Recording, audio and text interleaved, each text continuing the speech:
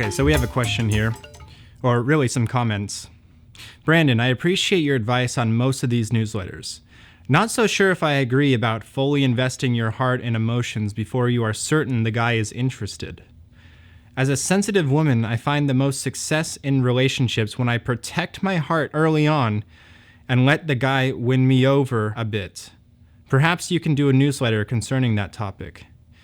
It would be interesting in hearing your insights. Kind regards, Laura. I'm going to go through this message and kind of break it down sentence by sentence. So she says, not so sure if I agree about fully investing her heart and emotions before you are certain that the guy is interested. So my comments about this are, why would you care if the guy is interested or not? If you feel a certain way, if you feel love starting to come for somebody, why would you hold yourself back?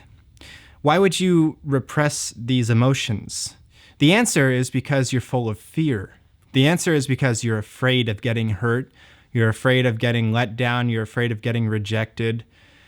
And something about your question is that you don't actually really know what love is. Love is not the conditional attraction that you're used to feeling. Love is an unconditional phenomenon. True love is unconditional always. Love can go beyond whether a guy is interested in you or not, because you simply love him unconditionally. You love him beyond his opinion of you. Your love can love him whether he's in love with you, whether he's not in love with you, whether he's near you, whether he's 1 mile away from you, or whether he's 10,000 miles away from you. Love doesn't know any boundaries.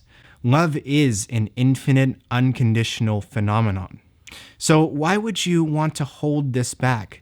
Love doesn't hurt anybody. Love has never hurt anybody. And anybody who thinks that love has hurt them doesn't understand what actually has hurt them. What hurts people is their own ego, their own conflict. And usually these things, the ego is brought up with love, because love is something that people want to hold on to. Love is something that people get attached to and are afraid to lose. But that is separate from love itself. That is all of the ego. That is all of the conflict of the ego. So you are simply afraid to love. Your love is more conditional. Your love is more based on whether he loves you or not. It's not based on your own truest, deepest senses of your heart. And this is obviously because you've been hurt in the past, and it was before you became aware of any of this. You were hurt in the past. You were hurt by a guy who didn't reciprocate your feelings. Probably in middle school is usually when a lot of this stuff starts. Back when you're a preteen, 12, 13 years old, when you first start falling in love and liking guys. And at that point, a lot of guys are just idiots and douchebags and will let you down and start making you feel hurt. And then this is basically what you start to learn to do. You start to learn to protect your heart. But it's not your heart at all that you're protecting. You're protecting your ego. You're protecting your delicate sense of self. But it's not the heart, because the heart simply knows love. It doesn't know anything about a sense of self. It doesn't care about a sense of self. It doesn't care about self-preservation. Love will allow you to go against the entire world. You say, as a sensitive woman, I find the most success in relationships when I protect my heart early on and let the guy win me over a bit.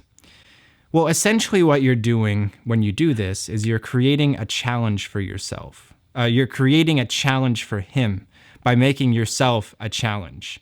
And on some level, you know that you're doing this. You know that you're making it difficult for him. On some level, you know that you're playing out the old biological predator-prey thing where guys want to chase down and capture what they can't have.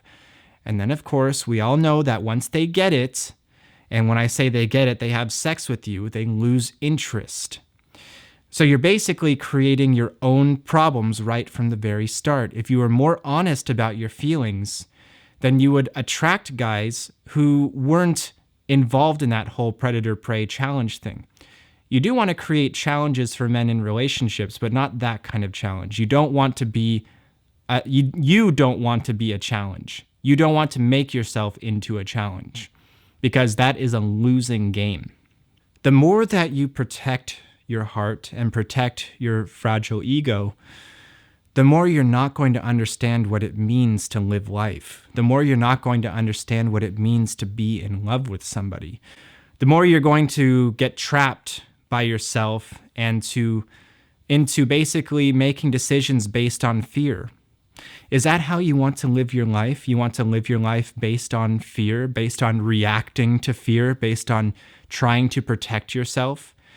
Or do you want to live more like an artist or a painter or a poet, somebody who's creative, somebody who is willing to take risks, somebody who is willing to risk the heart?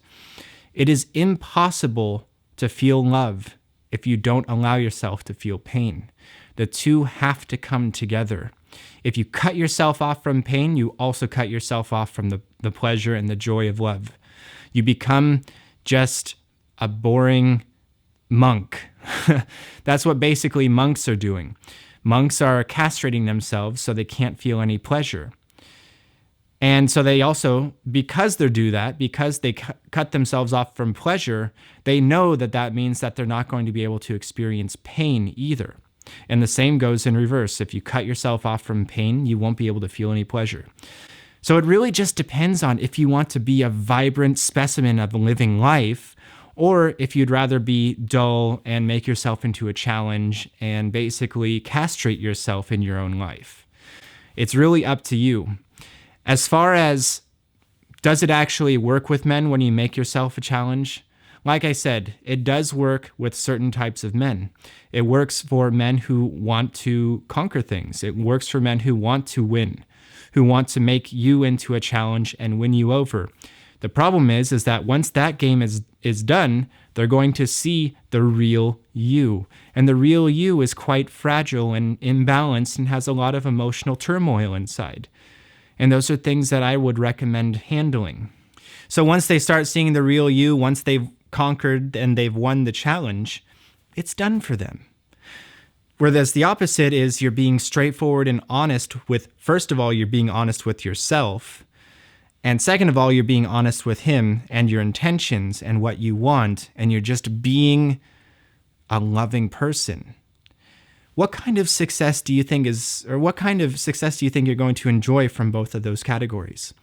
To me, I see the most success from women who are honest and unconditionally loving.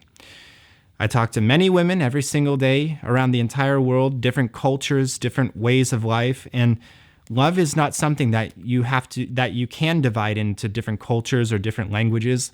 Love is something that's universal, and love is something that has always been around and will always be around. So that's about all I have to say for your question. So thank you very much for watching this video, and I will see you in the next video. Namaste.